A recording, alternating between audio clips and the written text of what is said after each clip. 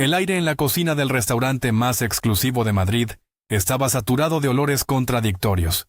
Por un lado, el aroma embriagador de la trufa negra y el azafrán recién tostado. Por otro, el olor metálico del estrés, el sudor frío de los cocineros y el vapor asfixiante de las máquinas de lavado. En medio de este caos coreografiado, las vidas de 3 personas estaban a punto de colisionar de la manera más violenta e inesperada posible.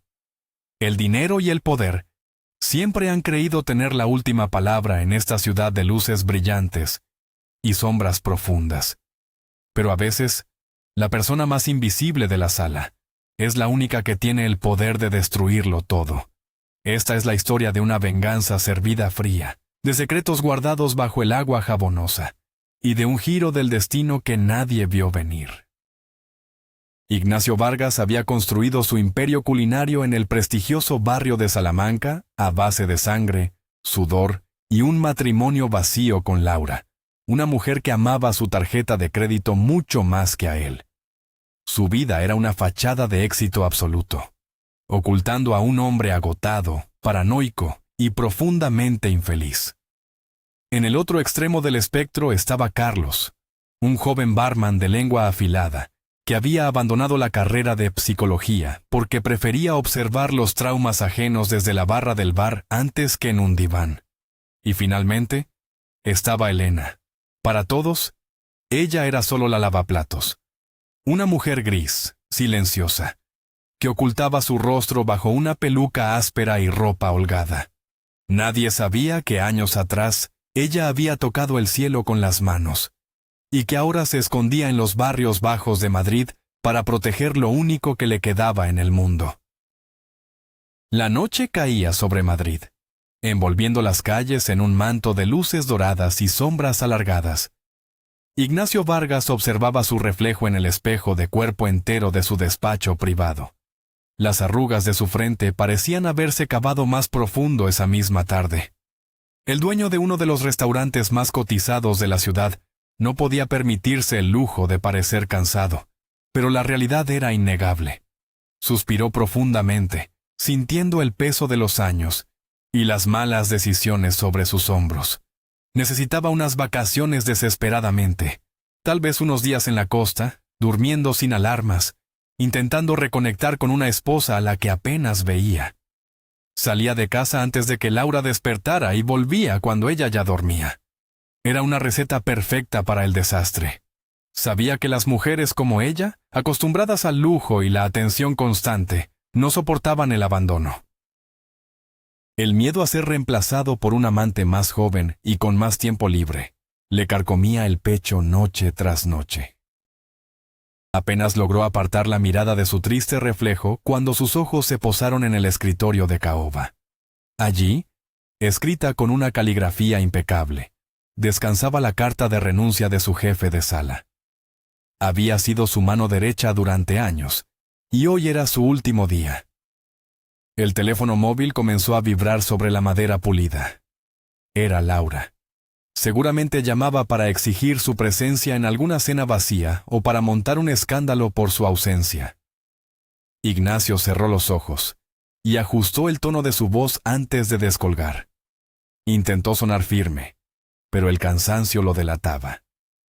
Ella comenzó a quejarse de inmediato, reprochándole su adicción al trabajo. Ignacio intentó explicarle que el restaurante estaba en crisis, que tenía que firmar contratos con nuevos proveedores al día siguiente y que no podía clonarse. Laura cortó la llamada con un gruñido. Ella no entendía de sacrificios, solo entendía de escaparates de marcas exclusivas y viajes pagados. Frustrado hasta la médula, Ignacio guardó la carta de renuncia en un cajón y salió al salón principal. Necesitaba descargar su ira contra alguien. En la barra, Carlos, el barman estrella, estaba puliendo copas con una parsimonia que irritaba a Ignacio. Carlos sostenía un vaso de cristal tallado frente a la luz, como si fuera un mago a punto de revelar un truco. Frente a él, impasible, estaba Elena, la nueva lavaplatos. Era una mujer extraña, siempre oculta bajo ropa desaliñada y una actitud distante. Carlos había estado intentando humillarla toda la semana, buscando una reacción de esa mujer que parecía estar hecha de hielo. Los camareros observaban la escena desde la distancia, apoyados en la barra, esperando que la altanera lavaplatos finalmente se quebrara. Sin embargo, Elena sostenía la mirada del barman sin inmutarse, con una indiferencia que rozaba el desprecio absoluto. El barman levantó una ceja, señalando una mancha invisible en el borde del cristal reluciente. Le exigió a Elena que limpiara mejor, acusándola de negligencia con un tono cargado de superioridad. Los susurros entre las camareras se intensificaron. Disfrutaban viendo cómo la recién llegada era puesta en su lugar.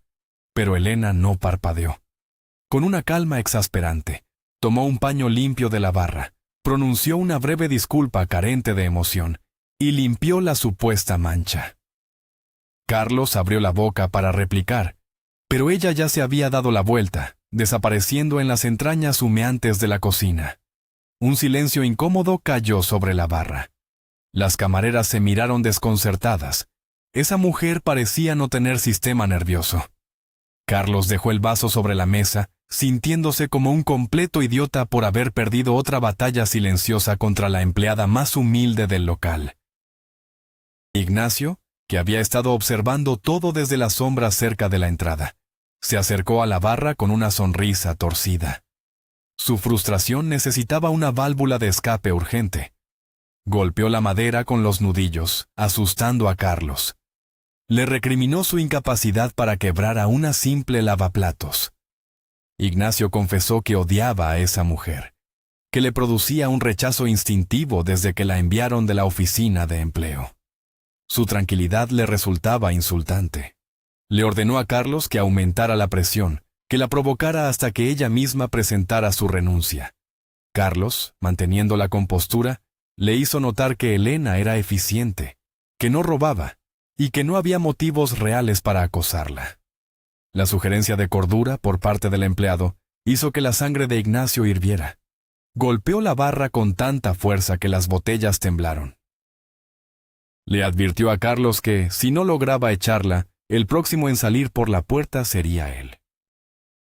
Las camareras retrocedieron, aterrorizadas por la explosión de ira del jefe. Carlos, sin embargo, no perdió la calma. Tomó un paño y comenzó a limpiar la barra lentamente.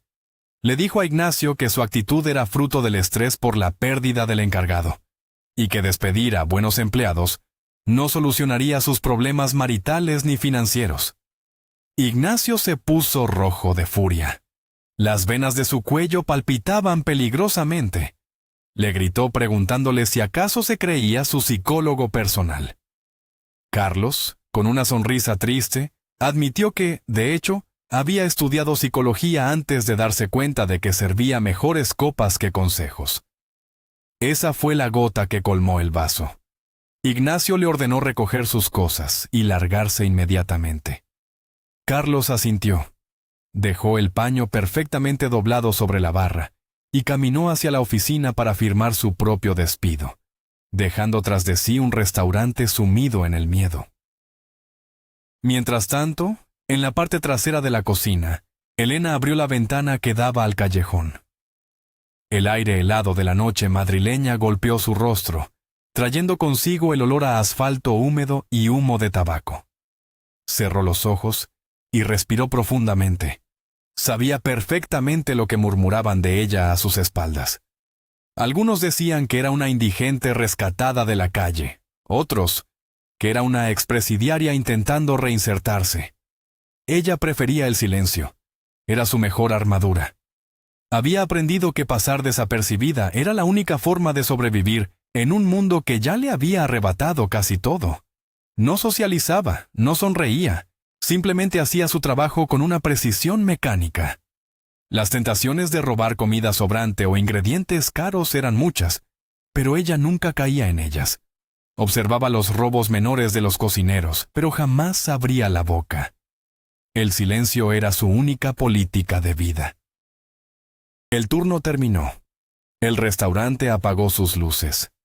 Elena se quitó el delantal manchado, ajustó su horrible peluca rubia y salió por la puerta de servicio hacia la calle fría. Llevaba un abrigo desgastado que le quedaba grande. De repente, escuchó pasos apresurados detrás de ella. Era Carlos. Venía corriendo, con la respiración entrecortada y una expresión de genuina vergüenza en el rostro. La llamó por su nombre, pidiéndole que esperara. Elena se giró lentamente, evaluando la situación con ojos fríos. Carlos le extendió una bolsa de papel encerado. De su interior emanaba un aroma irresistible a vainilla, canela y cacao puro. Le explicó que era un trozo de pastel de chocolate de la cocina y que quería pedirle disculpas por su comportamiento en la barra.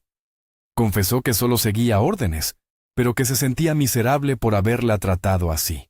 Elena tomó la bolsa, sintiendo el calor del pastel a través del papel. Para sorpresa absoluta de Carlos, una levísima sonrisa asomó en los labios resecos de Elena. Lo miró a los ojos y con una voz suave que él nunca había escuchado, le propuso que compartieran el pastel. Le dijo que vivía cerca y le ofreció prepararle un té. Carlos dudó por un segundo. Esa mujer era un misterio absoluto, una esfinge envuelta en ropa vieja. Pero había algo en su mirada que lo intrigaba profundamente. Aceptó la invitación, razonando que, al fin y al cabo, acababa de perder su trabajo y no tenía nada mejor que hacer. Caminaron juntos por las calles de Madrid, alejándose del lujo del centro hacia los barrios periféricos. Llegaron a un edificio antiguo en el barrio de Tetuán. La fachada estaba desconchada, los balcones oxidados, y el portal carecía de cerradura de seguridad. Carlos, intentando romper el hielo, hizo un comentario desafortunado sobre la tristeza del vecindario, asumiendo que allí solo vivía gente sin esperanza. Elena no pareció ofenderse por el comentario torpe. Le explicó con calma que era un edificio de viviendas sociales. Allí residían ancianos olvidados, familias desahuciadas, y personas que habían perdido todo en la vida. Personas que, como ella, no tenían otro lugar al que ir. Entraron en el portal oscuro, iluminado solo por la tenue luz de la calle. De repente, en la penumbra de las escaleras, Carlos sintió un golpe seco en el abdomen, seguido de una presión brutal en su garganta. Antes de que pudiera procesar lo que ocurría, estaba inmovilizado contra la pared fría, con el antebrazo de Elena presionando su tráquea. El movimiento había sido rápido, profesional y letal. Podía oler su aliento, una mezcla de clavo y café.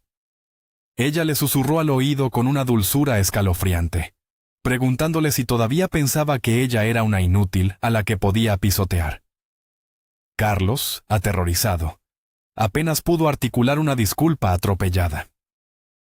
Elena retiró el brazo lentamente, dejándolo respirar.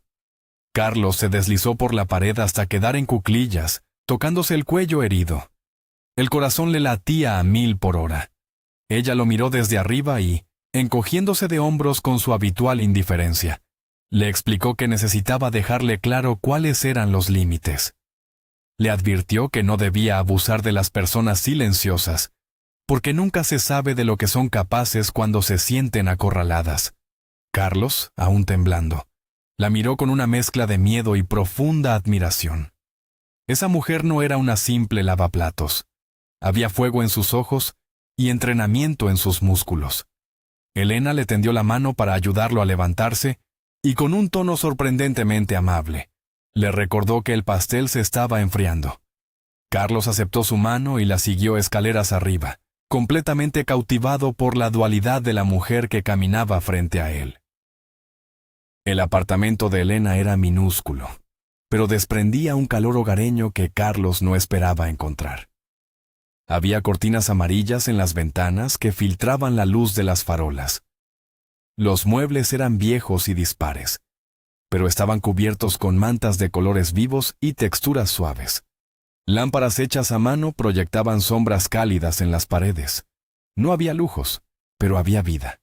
Carlos se sintió inmediatamente cómodo, como si hubiera cruzado el umbral hacia un refugio seguro. Le confesó sinceramente que el lugar le parecía precioso y acogedor.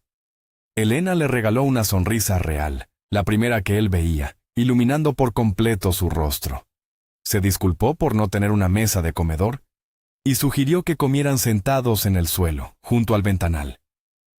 Carlos aceptó encantado, afirmando que estaba acostumbrado a la vida sencilla. Ella le indicó dónde estaba la cocina y se excusó un momento para ir al baño a cambiarse de ropa. Carlos entró en la pequeña cocina. Era un espacio humilde, con una estufa de gas antigua y un hervidor de agua eléctrico gastado. Puso a calentar el agua mientras observaba su entorno. Sobre el pequeño refrigerador había una planta trepadora bien cuidada, y en la puerta, sujetos con imanes de diferentes países, varios papeles y fotografías. Una imagen en particular captó su atención de inmediato. Era una fotografía vibrante, llena de luz. En ella aparecía una niña pequeña, de unos 5 años, con rizos oscuros y unos enormes ojos grises. Estaba de pie sobre un muro blanco, con un océano azul y resplandeciente a sus espaldas. Junto a ella, un hombre joven y apuesto reía a carcajadas, sosteniéndola con evidente adoración. El reloj en la muñeca del hombre delataba un estatus económico alto. Carlos se preguntó quiénes serían esas personas y qué relación tendrían con la solitaria mujer que lavaba platos en silencio. El silbido del hervidor lo sacó de sus pensamientos. Preparó 2 tazas de té negro y cortó el pastel. Cuando se dio la vuelta para llevar las cosas al salón, se quedó petrificado en el umbral. Elena había regresado, pero era una persona completamente distinta. Había abandonado las ropas holgadas por un vestido de punto ajustado que revelaba una figura esbelta y elegante. Su postura era recta, orgullosa, con un cuello largo que le daba un aire aristocrático. Pero lo más impactante era su cabello. La espantosa peluca rubia y áspera había desaparecido.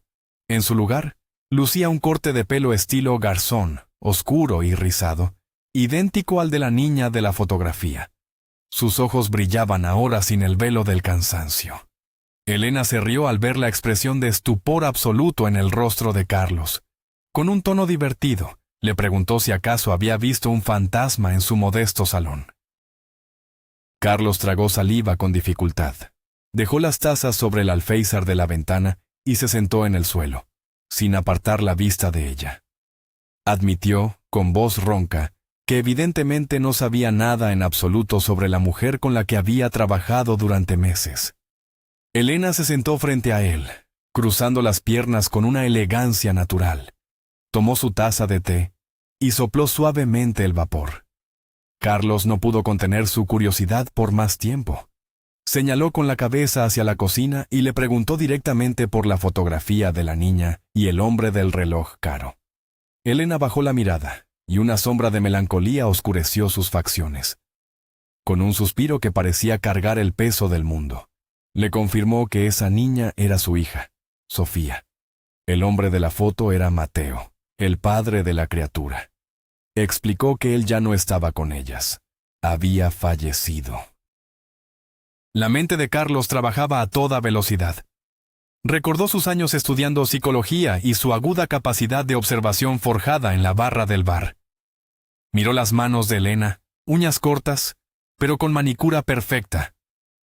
Miró su postura impecable. Le dijo que sabía reconocer a la gente de dinero, y que ella, sin duda, venía de una cuna acomodada. Le habló del reloj de Mateo en la foto, de los destinos exóticos de los imanes. Era evidente que estaba escondiéndose de algo o de alguien. Elena lo escuchó en silencio, saboreando el pastel de chocolate. Finalmente, dejó el tenedor y lo miró a los ojos. Le dijo que era muy perspicaz, y que quizás por eso había decidido confiar en él. Carlos era el único en ese maldito restaurante que había mostrado una pizca de humanidad al arrepentirse de sus actos. Elena tomó aire y comenzó a desgranar la historia que la había llevado hasta ese abismo. Elena confesó que provenía de una familia de diplomáticos madrileños. Creció rodeada de lujos, viajes por Europa, clases de idiomas y etiqueta. Sus padres tenían su vida planeada al milímetro, universidades de prestigio, un matrimonio conveniente y una carrera en relaciones internacionales. Pero Elena tenía otro sueño. Quería bailar. La danza contemporánea era su única pasión, su forma de respirar. Cuando les anunció que no iría a la universidad para unirse a una compañía de danza, sus padres la echaron de casa, creyendo que la falta de dinero la haría recapacitar. Pero Elena encontró la libertad.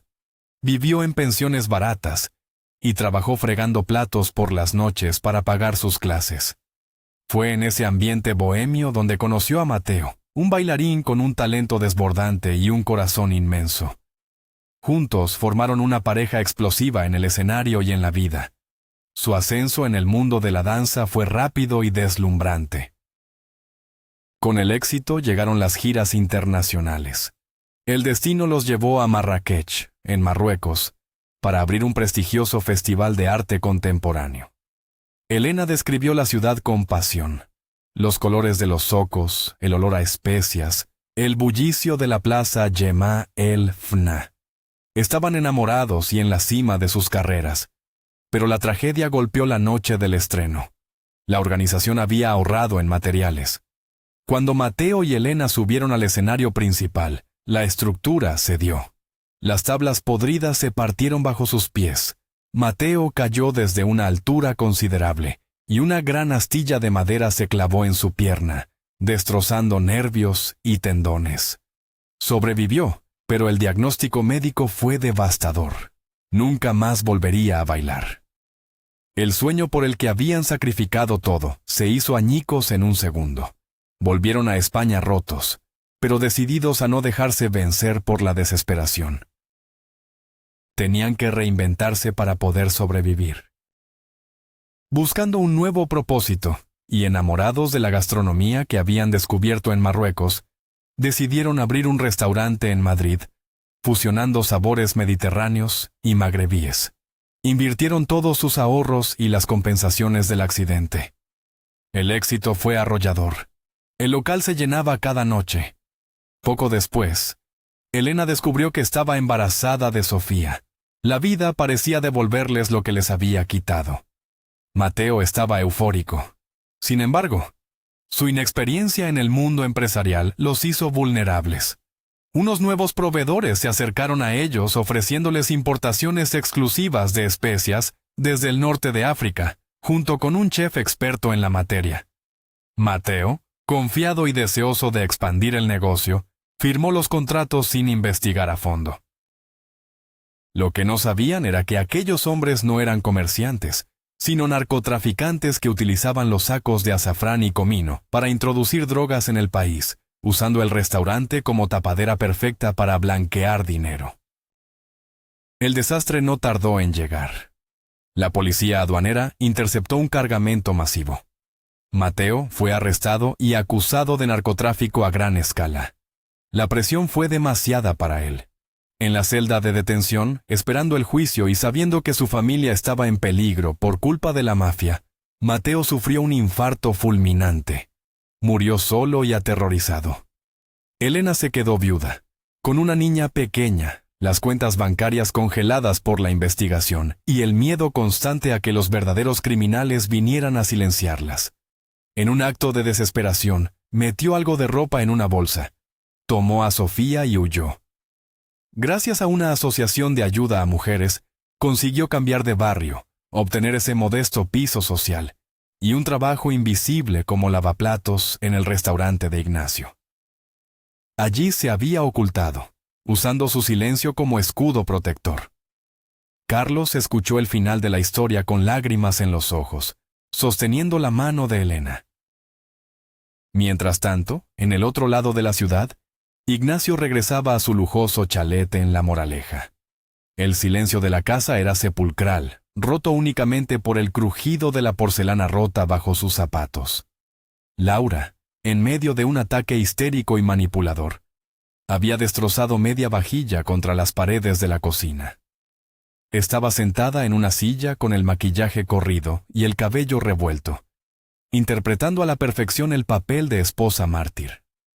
Lloraba a gritos, acusando a Ignacio de tener amantes, de abandonarla, de tratarla como a un adorno sin valor. Ignacio la miró con absoluto desprecio. Sabía que sus lágrimas eran tan falsas como su amor. Le recriminó su superficialidad y su ingratitud. asegurándole que si vivían así era porque él trabajaba día y noche para mantener sus obscenos caprichos. Cansado de la actuación, Ignacio dio media vuelta y la dejó sola entre los escombros de su rabieta. Ignacio decidió dormir en el sofá del estudio para no soportar a su esposa. La noche fue larga y tortuosa. Apenas lograba conciliar el sueño cuando percibió un olor denso, dulce y extremadamente familiar impregnado en los cojines. Era jazmín mezclado con lirios. Tardó unos segundos en identificarlo. Era un perfume de diseñador que Laura solía usar hace un año. Un aroma que él detestaba tanto que le había prohibido usarlo. Ella aseguró haberlo tirado a la basura. Entonces, ¿por qué el sofá del estudio apestaba a esa fragancia empalagosa? La sospecha floreció en su mente como una hierba venenosa. Laura no recibía visitas en ese cuarto. La única explicación lógica era que había estado allí con otro hombre, alguien que quizás le había regalado ese perfume nuevamente, o alguien cuyo propio olor se mezclaba con el de su esposa en encuentros clandestinos. El insomnio se apoderó de Ignacio, alimentando su rabia y su sed de respuestas.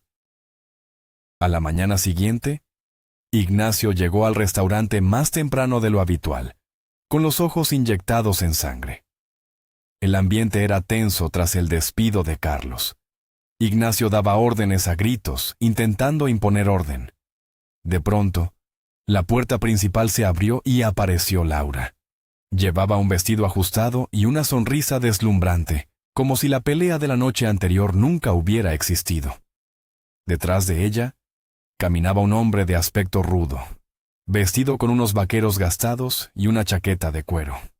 Laura, usando su tono más meloso, se acercó a Ignacio para pedirle perdón por el escándalo. Le dijo que, para compensarlo, había usado sus contactos para encontrarle al chef y encargado de sala perfecto que tanto necesitaba.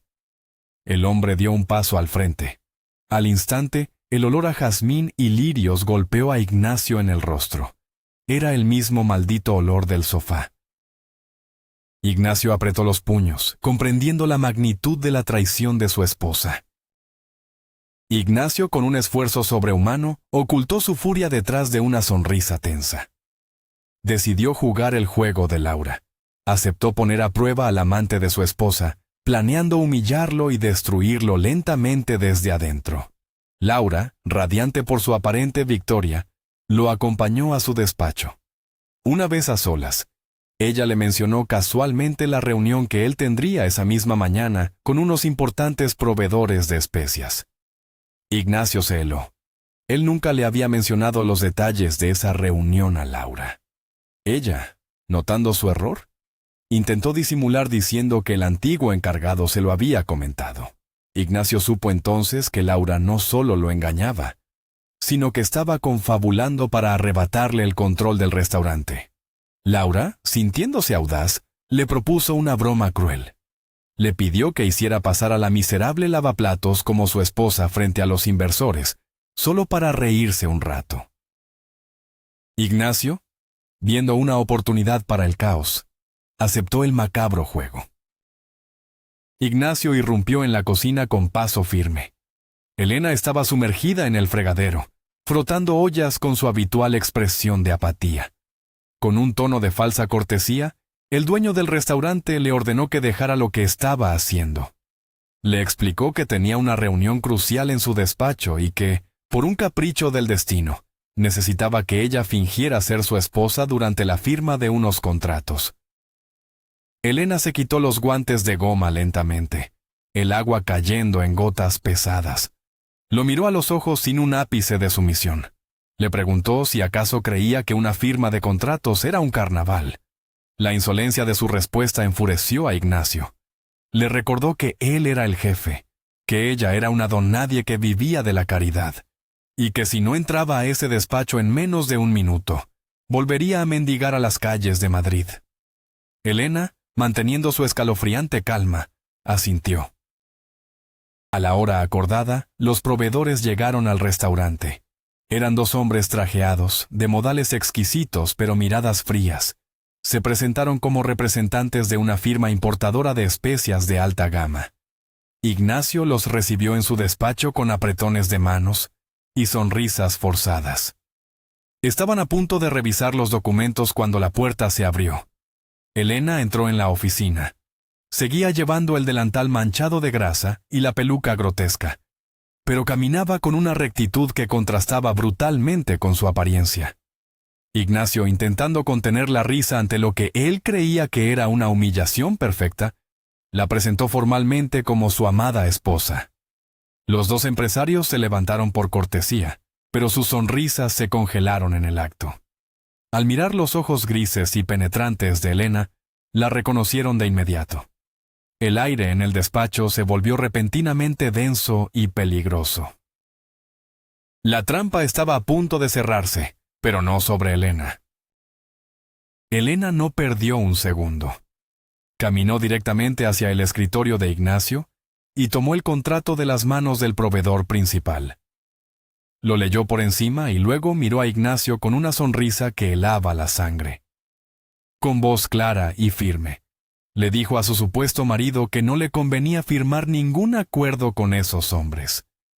Ignacio, fingiendo indignación, le exigió que dejara de hacer el ridículo.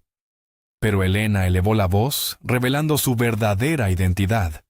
Afirmó que la empresa de especias era una fachada fantasma y que esos hombres eran los mismos narcotraficantes que habían destruido la vida de Mateo años atrás, escondiendo droga en los envíos de Comino.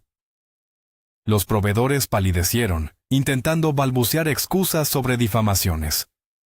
Elena giró hacia Ignacio y le advirtió que el nuevo empleado que su esposa había traído esa mañana era parte de la misma red criminal, cuyo objetivo era usar su prestigioso local como nueva vía de blanqueo. El silencio en el despacho fue absoluto. Ignacio encajó las piezas del rompecabezas en fracciones de segundo. La traición de Laura no era solo un romance barato, era un plan para entregar su patrimonio a la mafia. Los proveedores, acorralados, hicieron el amago de huir, pero Ignacio reaccionó con una rapidez feroz. Pulsó el botón de seguridad bajo su mesa, bloqueando las puertas del restaurante, y marcó el número de la policía directamente. El imperio de mentiras de Laura se derrumbaba ante sus ojos. Elena, habiendo ejecutado su venganza con una precisión quirúrgica, dio media vuelta y abandonó el despacho, dejando a los criminales atrapados como ratas. Mientras caminaba por el pasillo hacia la salida, se arrancó la fea peluca rubia y la arrojó a un cubo de basura. Por primera vez en años, sintió que el aire de Madrid llenaba sus pulmones de verdadera libertad. La pesadilla había terminado. Esa misma tarde, Carlos y Elena estaban sentados de nuevo en el pequeño piso de Tetuán. Él había regresado para ver cómo estaba, enterado ya por las noticias del espectacular arresto en el restaurante de Salamanca. Elena le contó cómo la mafia entera, incluida la ambiciosa Laura y su amante narcotraficante, habían caído en manos de las autoridades. La esposa de Ignacio enfrentaba años de prisión por conspiración y blanqueo de capitales. Carlos sonrió, admitiendo que, aunque despreciaba a Ignacio, le alegraba que al menos no lo hubieran despojado de todo. De repente, el timbre del apartamento sonó con insistencia. Carlos se tensó, pero Elena, tranquila, fue a abrir. En el umbral de la puerta, con aspecto cansado pero con una mirada completamente nueva y humilde, estaba Ignacio Vargas. Pidió permiso para entrar. Al ver a Carlos allí, el dueño del restaurante pareció sorprenderse, pero inmediatamente centró su atención en Elena, dispuesto a enmendar sus gravísimos errores. Ignacio se disculpó desde lo más profundo de su ser. Reconoció su arrogancia y su ceguera. Le agradeció a Elena por haber salvado su nombre y su negocio. Sacó de su bolsillo un juego de llaves brillantes y se las entregó. Era un piso a su nombre en una zona residencial, un lugar seguro para ella y para su hija Sofía. Además, le ofreció oficialmente el puesto de directora general del restaurante, argumentando que nadie entendía el negocio mejor que ella. Elena aceptó las llaves, conmovida. Entonces, Ignacio se volvió hacia Carlos. Con la voz quebrada por la emoción, le confesó que había investigado su expediente. Sabía quién era su madre. Ignacio admitió que, hace 25 años, había abandonado a una mujer llamada Julia por ambición, dejándola embarazada. Carlos lo miró, estupefacto. Su ex jefe, el hombre al que tanto detestaba, le estaba pidiendo perdón como padre. El círculo de dolor finalmente se había cerrado, abriendo paso a la sanación. Un año después, la vida de todos había dado un giro espectacular. Ignacio, transformado por la experiencia, había buscado a Julia, la madre de Carlos, para pedirle una segunda oportunidad. Esa tarde se celebraba su boda en un hermoso jardín a las afueras de Madrid. Carlos, ahora el jefe de sala del restaurante, miraba a sus padres bailar desde la distancia. Elena, resplandeciente en un vestido esmeralda que resaltaba su figura de bailarina y su piel dorada por el sol, se acercó a él con una copa de vino. Ya no había rastro de la mujer gris de la cocina, ahora era la exitosa directora del local y una madre feliz. Carlos la miró a los ojos, maravillado por su fuerza y su belleza. Con el corazón latiendo a 1000 por hora, finalmente reunió el valor para pedirle una cita real. Elena sonrió con ternura y aceptó sin dudarlo. A veces, la justicia y el amor llegan cuando menos los esperas, barriendo el pasado para construir un futuro brillante. ¿Qué harías tú si descubrieras un secreto oscuro en tu lugar de trabajo? Déjanos tu opinión en los comentarios. Si esta historia te ha emocionado, por favor, dale a me gusta. Suscríbete al canal para no perderte ningún relato y comparte el vídeo. Tu apoyo nos ayuda a seguir contando historias increíbles.